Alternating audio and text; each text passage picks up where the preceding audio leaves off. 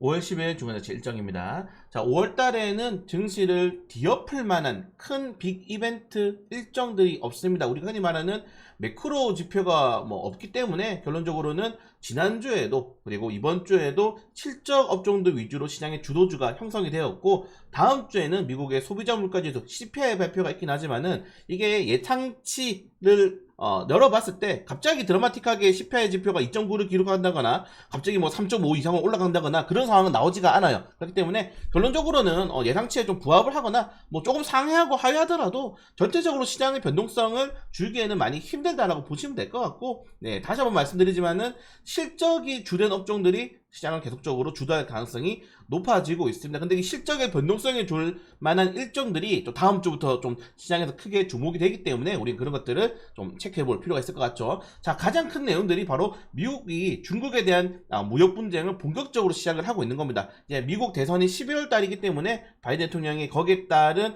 사실 지지율 끌어올리기도 있고, 우리 그런 말이 있지 않습니까?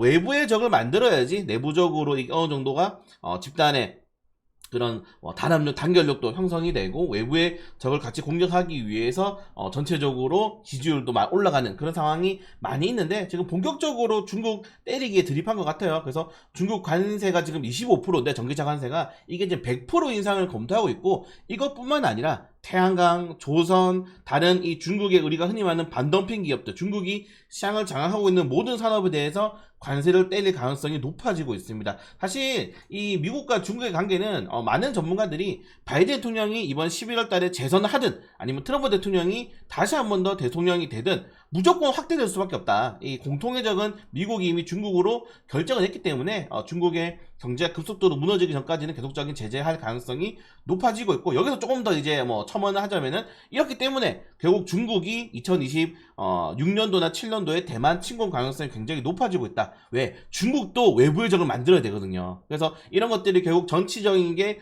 군사적, 경제적까지 다 확대가 될 수밖에 없는 상황이라서 좀 우리나라 입장으로서는 사실 그렇게 좋지는 않아요. 제가 강조드리지만은 미국과 중국이 정말 둘이서 잘 팔고 잘 살 때가 가장 우리나라가 성장률이 높아지고 있는 시점인데, 딱 이 미국과 중국의 무역 분쟁이 터지기 시작한 후부터 우리나라 성장률이 3%를 못 넘기고 있습니다. 그래서 우리나라처럼 정말 좀 이상한 국가긴 하죠. 제가 강조드리는 내용이, 우리나라는 OECD가 선정한 선진국 중에 하나인데 유일하게 원자 제거 없이 2차 제조업을 주도 산업의 성장 산업으로 삼고 있다. 산업에 좀 전환이 필요한데, 우리도 이제 금융이라든가 IT 서비스 쪽으로가 이 전환이 필요한데 그게 좀 잘 되고 있지 않아서 여전히 이 제조업이라는 거는 전 세계적으로 경제도 좋아야 되고 서로 정치적으로도 좋아야 되고 무역이 활발하게 이루어져야 되고, 그럴 때 좀 성장률이 높았기 때문에 좀 부진할 수밖에 없지 않나. 그래서 이런 것들은 장기적으로 우리나라에서는 그렇게 좋지 않고, 자, 많은 국가들이 왜 계속 중국을 때리냐.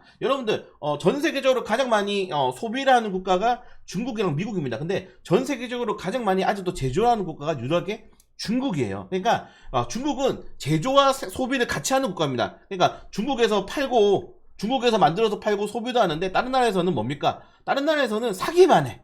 그러니까 다른 나라에서 계속 중국 쪽, 대중국 쪽의 무역 수지가 맞지 않는 겁니다. 특히 지금 유럽연합도 보시면 아시겠지만은 무역 적자가 굉장히 심한 편이고, 미국은 말할 것도 없죠. 미국도 말할 것도 없는 상황입니다. 그래서 계속적으로 이렇게 다른 나라에 대비해서 중국이 계속 이 시장을 점유하고 있는 이런 산업들이 확대되니까 이게 계속 견제할 수밖에 없는 겁니다. 그래서 결론적으로는 무역에 대한 돈이다. 이게 정치적인 것도 있지만은 중국이 너무 지금 세계 많은 태양광도, 조선도 그렇고 LCD, LED 전부 중국이 전 세계적으로 1위를 지금 차지하고 있는 그 산업이지 않습니까? 이런 것들을 어느 정도 규제를 함으로써 본인들의 파일을 키워나가겠다고 생각을 하면은 될 것 같습니다. 그렇기 때문에 이게 무역 분쟁이 나더라도 최근에 우리나라 업종들 뭐가 올라갑니까, 여러분들? 태양광 그리고 OLED 관련 테마주 엄청 급등했죠. 최근에 LED 이런 종목들, 중국과의 이런 경쟁하는 기업들 같은 경우에는 중국의 규제가 확대됨으로써 우리나라가 점유율을 좀 끌어올릴 수 있는 기회가 될 수 있기 때문에 거기에 대한 반세도 좀 기대해 볼 수 있지 않을까 이렇게 좀 생각이 되고요. 다만 여러분들, 우리나라는 조금 이제 애매한데, 뭐가 애매하냐면은, 자, 우리나라 같은 경우에는 중국과 미국에 정말 수출을 반반하고 있습니다. 여기 딱 보이시죠? 한국과 중국의 이 수출 추이를 보시면 아시겠지만은 미국의 19%, 중국의 18%, 그냥 우리나라는 반반 정도 해요. 근데 보시면은 이 무역 수지가 미국 쪽은 지금 당장에는 흑자입니다. 왜겠습니까? 왜 중국은 적자겠어요? 이게 중요한 거예요. 우리나라가 대부분의 원자재를, 특히 우리나라의 수출 5대 품목들을 다 중국에서 원자재를 수입하기 때문입니다. 그러니까 중국이 뭐 이익이 안 나서 그런 게 아니고 중국에서 원자재를 수입해서 팔기 때문에 그 원자재를 수입하는 가격이 있잖아요. 우리나라도. 그렇기 때문에 이 중국에 대한 무역에 대한 분쟁이, 그 무역 수지가 낮을 수밖에 없는 건데, 만약에 중국이 여기서 이제 좀 빡쳤어, 중국이. 그래서 원자재 가격을 빡 올리거나 아니면은 미국과 지금 우리 관세를 같이 보복하는 기업들이 원자재 수입을 중단해 버리거나, 이렇게 되면은 우리나라 어디서 원자재 수입하죠? 원자재 가격이 어떻게 올라가는 거 대응 가능하죠? 이런 것들이 문제가 될 수 있다는 겁니다. 그래서 쉽지가 않다는 거. 이게 어느 한편을 들기가 쉽지가 않아. 당장의 무역 흐름으로 보면은 똑같이 팔지만은, 네, 미국에서 돈을 많이 벌고 있죠. 중국에서 돈을 안 버는데, 왜냐? 그 이유는 중국에서 원자재를 수입해서 파니까. 우리나라가 제조업 국가잖아요. 네, 그렇기 때문에 이런 것들이 정말 쉽지가 않다는 거예요. 그래서 정말 많은 전문가들, 정말 많은 칼럼을 제가 주말 동안에 계속 확인하고 리포트도 확인했는데 다 달라. 네, 리포터마다 어느 기업은 뭐 호재가 될 수도 있고, 어느 기업은 뭐 악재가 될 수도 있고, 그냥 당장 여러분 2차전지만 하더라도 지금 중국의 이 2차전지에 들어가는 소재 업종들이 굉장히 많이 떨어졌어요, 소재 가격이. 근데 어떻게 됐습니까? 중국이 만약에 2차전지 산업이 무너지게 되면서, 그 2차전지 산업이 무너지게 되면은 시장에 2차전지 그 소재가 확 풀려버리게 돼버리는 거죠. 자, 그렇게 되면은 이게 당장에 우리나라 기준으로는 수혜가 아니라는 거예요. 가격대가 전부적으로 떨어져 버리니까. 떨이 상품이 시장에 풀려버리게 되는 거니까 가격이 떨어질 수밖에 없는 거고. 그렇게 되면서 전체적으로 경쟁력이 약해질 수밖에 없다. 아무튼 이런 내용들이 굉장히 많아요. 네, 누구는 또 호재라고 보는 거죠. 중국 쪽에서 당연히 전기차 시장이 규제가 들어가면서 파이가 떨어지게 되면은 그 시장을 우리나라의 현대차라든가 기아차가 점유하게 되면서 전기차 시장, 특히 현대차, 기아차 같은 경우에는 내연기관차, 하이브리드차, 전기차를 다 만들 수 있는 완성 기업 중에 몇 안 되는 기업이기 때문에 중국 쪽의 파이를 가져갈 것이다, 호재가 될 수 있다라고 이야기를 하는 업종들이 있단 말이에요. 그래서 너무 다양하다. 그래서 이런 것들은 뭐 제가 계속적으로 내용을 올려드리고 하지만은, 저도 공부를 하는 입장으로서는 어렵지만은 이게 중장기적으로는 우리나라의 산업 구조상은 악재라고 보시는 게 조금 더 맞지 않을까 생각이 됩니다. 일례로 지금 벌써 원자재 가격이 계속 오르잖아요. 이게 원자재 가격이 여러분들 상승하려면은 두 가지 이슈가 있어야 돼요. 너무 경제가 호황이야. 너무 경제가 호황이라서 원자재 수요가 넘쳐 흐릅니다. 제품 만들어야 되니까, 컴퓨터 만들어야 되고 자동차 만들어야 되니까 계속 수요가 증가해. 근데 지금은 그 정도가 아니란 말이에요. 전 세계적으로 아직 긴축을 하고 있는 상황인데 지금 원자재 가격이 이렇게 많이 올라가고 있어요. 네, 그렇기 때문에 이런 것들은 무역 분쟁에 대한, 네, 공급망 형성에 대한 불안감으로 인해서 현재 지금 가격이 올라가고 있는 거기 때문에 약간 우리가 기존에 생각했던 것과 정말 다르게 시장을 좀 받아들일 필요가 있다는 점들, 요것까지 말씀을 드리고 싶고요. 자, 이건 제가 이제 어제 좀 짧은 영상에서 말씀드렸는데, 자, 엔비디아의 실적이 왜 이렇게 중요하냐. 자, 여러분들, 엔비디아는 2000년대 이후부터 2024년도까지 2021년도 11월 16일 단 한 번을 제하고는 꾸준히 성장을 했습니다. 그냥 말 그대로 4년 동안 성장한 거예요. 한 번도 꺾임없이 성장했어요. 항상 예측치를 다 통과를 했고, 최근도 마찬가지죠. 아까 말씀드린 것처럼 거의 지금 6분기 연속으로, 네, 계속적인 어닝 서프라이즈, 어닝 비트를 기록을 하고 있는데, 자, 실질적으로 이제 5월 22일 날 이 실적에 따라서 엔비디아를 포함한 다양한 반도체 기업들의 전망이 갈리게 될 수밖에 없습니다. 지금 증권가에서는 엔비디아가 너무 많이 올랐다라고 하는 전문가도 있지만은, 자, 너무 많이 올랐지만은 어떻게 됩니까? 많은 전문가들이 야, 너무 많이 올랐다고? 이거 보고도 그런 얘기해? 4년 동안 올랐어. 16분기 연속 상승했는데 이걸 의심한단 말이야? 이거는 말 그대로 대세라고 하는 거죠. 대세야. 이게 진짜야. 이 보여주잖아 라고 하는 전문가들이 많은 거예요. 그래서 이것도 반반입니다. 이제 엔비디아가 꺾이도 됐다. 계속 꺾이게 됐다. 우리 강원랜드 가면은 여러분 주사위 게임이라고 있거든요. 홀짝이라고 있어요. 그냥 홀짝이 뭐 대소, 홀짝 이렇게, 뭐 홀짝이 좀 알기 편하니까 홀짝인데 짝이 16번 연속 나왔어. 그럼 이제 반대쪽 전문가들이 야, 짝 17번 나오겠냐라고 하는 거고, 야, 반대쪽에서는 16번 나왔으면 17번 넣는 게 이제 흐름이다, 대세다라고 얘기하는 겁니다. 그러니까 이거에 대해서 누구도 알 수가 없어요. 쟁슨함은 그 대신에 뭡니까? 우리 성장률 좋다라고 이야기하는 거예요. 그래서 어쩔 수 없이 우리는 CEO의 말이라든가 전체적인 아직도 여전히 높은 목표가를 보고 이 반도체 종목들에 대한 매수세를 유지를 하고 있는 거고요. 만약 여기서 실적이 크게 꺾여버린다면은 부진할 수밖에 없죠. 여러분들이 보시는 것처럼 시장은 꾸준하게 높은 실적의 전망치를 계속적으로 요구를 하는데 그걸 지금 다 부합시켰거든요. 그래서 이번 5월 22일 날 추가적으로 부합하게 된다면은 엔비디아는 $1000가 가능성이 매우 높습니다.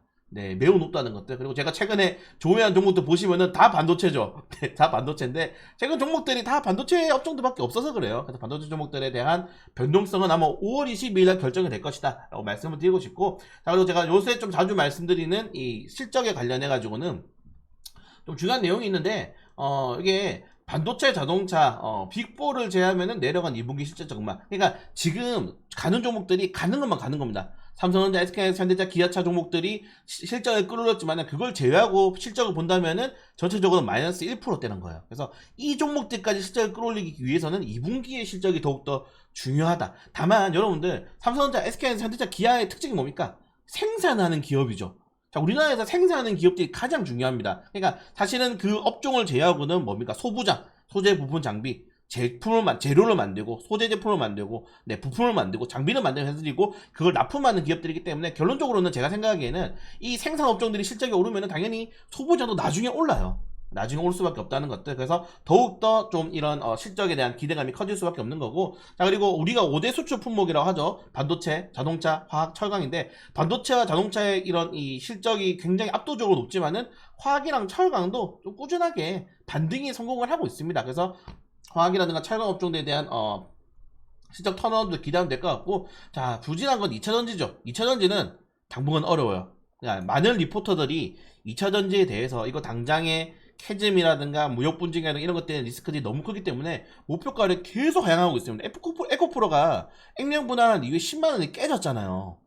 에코프로가 여러분들 작년에 150만원짜리였습니다. 액면분할 5대1 했지만은 그 정도로 지금 아직도 여전히 2차전지에 대한 고평가 논란과 2차전지에 대한 좀 부진한 전망들이 계속적으로 시장에서는 엇갈리고 있다는 점들 잘 체크를 하시면 될 것 같고요. 자, 그리고 네 번째 뉴스입니다.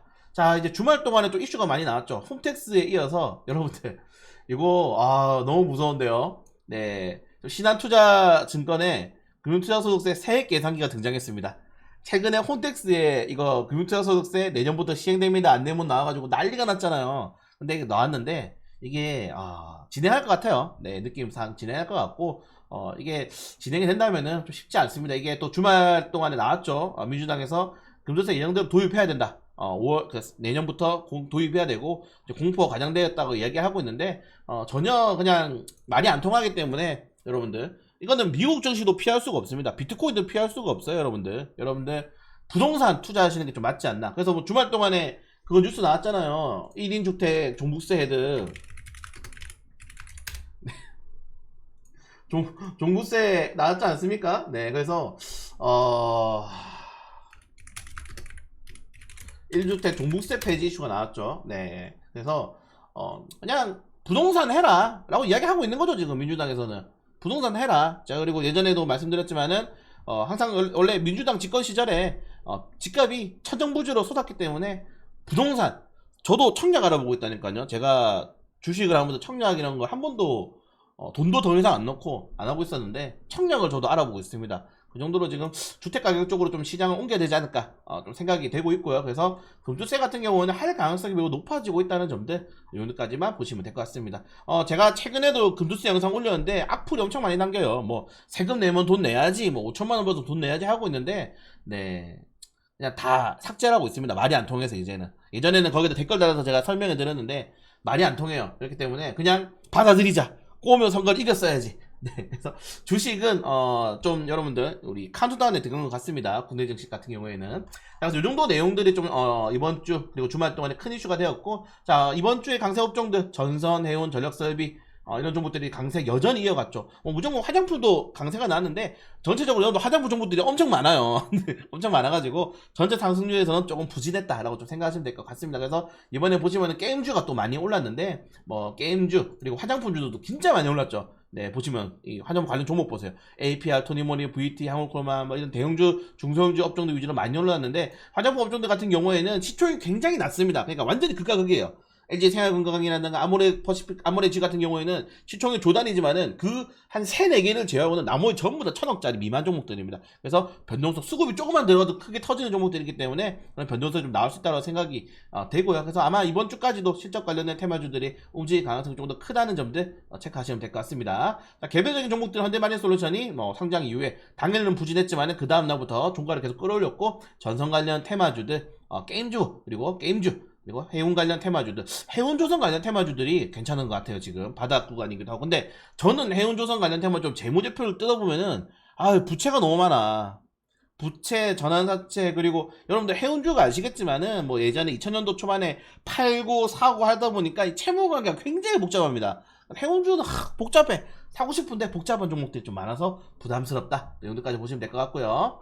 네, 그래서 뭐 일정들, 자 월요일날 노브랜드에 공모 청약하니까 그 공모 청약 하시길 바라겠습니다. 그럼 일정이 좀 많아요. 예, 개별적인 종목들 일정이 많으니까 좀 잘 체크하시면 될 것 같고, 그리고 화요일에는 마이크로소프트 CEO 서밋, 그리고 구글 또 행사가 잡혀 있습니다. 그리고 MSCI 분기 리뷰가 있는데 알테오젠, 엔캠, H, 현대일렉트로닉이 편입 예상. 예전에는 이게 편입 때문에 한번 조정 나왔거든요. 왜냐면 공매도 같이 돌아왔기 때문에. 근데 이제 공매도 금지잖아요. 그래서 올라가면은 좀 후퇴가 될 수 있다는 점들. 편취 종목에는 이게 여러분들 시총으로 가는 거기 때문에 아직 이 편추 예상 종목들은 몰라요. 수요일까지, 화요일까지 어떤 움직임이 나올지 있을지 모르기 때문에 봐야 되겠지만 보통 6종목 정도로 좀 추려졌다라고 생각하시면 될 것 같습니다. 증권가에도 다 예상한 종목들, 이 정도 종목들 다 달라요. 증권가에서도. 그리고 수요일날 소비자 물가지수 발표가 있는데, 지금 보시면은 CPI 발표 지표가, 네, 우리가 이때 기대했죠. 2023년도 12월 달에 야 이거 3%부터 떨어진다. 근데 그 이후부터 올라요. 3.7%, 3.2% 뭐 계속 올라요. 지금은 3.5%까지 올라갔는데 이게 어차피 예상치가 이제 3호 위로 올라가지는 않을 거다. 그래서 3호 정도 유지만 되면서 좀 시장 흐름 지켜보는 게 가장 낫다라고 보고 있기 때문에 갑자기 저게 0.5% 떨어지면서 2.2%대 후반에 나올 거지 않지 않겠습니까? 그래서 드라마틱한 변동은 어차피 나오지 않을 거고, 연준 인사들의 발언이라든가 이런 것들이 너무 매파적이기 때문에 그런 것들을 상쇄할 수밖에 없다는 점들. 그리고 여전히 강한 미국 국채금리, 환율 이런 것들이 저런 이 CPI 하나로 뒤집기는 힘들 겁니다. 그래서 다음 주도 재미없어요. 잘 뽑아야 돼요. 제가 그래서 어제 절에 갔다 왔는데 장안사라고 부산에 갔다 오면서 눈물 흘렸습니다. 제가 이 장강사 탑 앞에 가면은 이 기도하는 데가 있거든요. 네, 그래서 눈물 흘렸습니다. 제가 너무 기도를 열심히 해서 3만원 부주하고 왔기 때문에 시주라고 하나요? 네, 하고 왔기 때문에 잘 될 것 같습니다. 월요일부터 여러분들. 그래서 그리고 정말 중요한 게 목요일날 여러분들 HLB 드디어 제 기억으로는 이 HLB가 제 기억이 거의 10년인 것 같아요. HLB 가지고 리보세라닉 가지고 HLB 그룹주들이 주가를 부양시킨 게 제 기억으로 10년차. 제가 주식 처음 할 때도 HLB는 리보세라닉이었는데 이게 이제 진짜 될 건지 안 될 건지, 이게 진짜 효과가 있는지 없는지 허가 결정이 시한이 나오기 때문에 될 것 모르겠습니다. 일단 제가 했던 기억상으로는, 네, 아닙니다. 여기까지만 얘기해서 초침 안 되죠. 꼭 되길 바라겠습니다. 금요일에는 미국 옵션 만기일이기 때문에 보통 여러분 옵션 만기일에는 당일날도 빠지지만 그 전날 오후장부터 프로그램 멤버가 들어오기 때문에 좀 잘 체크해볼 필요가 있을 것 같아요. 네, 그래서 이번 주는 다음 주죠. 수요일날 또 휴장을 하는 상황입니다. 지금 3주 연속으로 4거래일장이 나오고 있는데 이번에 또 10에는 다음 달까지 거의 또 휴장이 없어요. 그래서 잘 대응할 수 있도록, 하필 CPI 발표 때 휴장하니까 뭐 나쁘진 않죠. 그래서 잘 피해갈 수 있다고 생각이 되고요. 제가 최근은 아니죠. 그냥 전체적으로 승률은 괜찮은데 목요일날 금요일날 좀 잘못 뽑았어요. 근데 제가 한번 복귀를 했거든요. 분봉이랑 이 호가창을 확인하면서 확실히 유통 물량이 늘고 좀 많아졌어요. 그래서 조금만 더 대형주로 좀 가져가면서 낮은 우리가 흔히 말하는 데이 트레이딩 아니면은 단기 주간 매매를 좀 많이 해야 될 것 같다. 이거는 제가 좀 영상이라든가 다시 설명을 좀 디테일하게 드릴 건데, 그래서 매매 방향을 이제 5월달에 되면서 좀 많이 바꿔야 될 것 같습니다. 우리가 이때까지는 단기 스윙을 주로 했죠. 산 다음에 2, 3일 뒤에 슈팅 나오면은 팔고, 아니면은 뭐 조정 나오면은 추매해가지고 대응한다 했는데, 지금은 그렇게 하기보다는 주도주가 너무 빨리 바뀌어요. 자, 어제만 금요일만 하더라도 장 초반에 로봇, 화장품, 갑자기 반도체도 올라왔었고요, 중간에. 그리고 엔터주드, 뭐 다 갔잖아요. 이게 한번 싹 돌았는데, 이 테마주들이 고점을 형성하지 않아, 유지하지 않아요. 계속 고점에서 맞고 떨어지는 종목들이 많이 나오기 때문에 지금 시장에서는 어떻게 해야 되느냐? 빨리 사고 빨리 팔아야 돼. 그리고 이게 안 오르면은 빨리 그냥 갖다가 팔아야 됩니다. 다음에 오르든지 말든지. 존버는 안 된다. 그래서 눈물의 손절대회를 꼭 여러분들 다음 주는 해야 되지 않을까, 이렇게 말씀을 드리고 싶습니다. 저도 손절하기 너무 죄송하긴 한데, 네, 그래도 종목을 쥐고 가면서 다른 종목들 기다리는 것보다는 지금은 조금 더 빨리 하는 게 낫지 않을까, 이렇게 좀 말씀을 드리고 싶고, 항상 손절에 좀 의연해지실 필요가 있어요. 그 손절에 의연해지시려면은 비중을 조정을 잘 하셔야 됩니다. 근데 비중을 아직도 우리 수익 인형 보시면은 아직도 막 몇천만 원씩 넣는 분 계시잖아요. 우리 돈이 많으시면 상관없긴 한데, 그렇게 되면은 주식이 좀 빠르게 안 오른다, 이렇게 좀 말씀을 다시 한번 드리고 싶고, 자, 제가 오늘 기도 열심히 하고 왔으니까 꼭 잘 될 수 있도록 지금부터 종목도 많이 찾아놓도록 하겠습니다.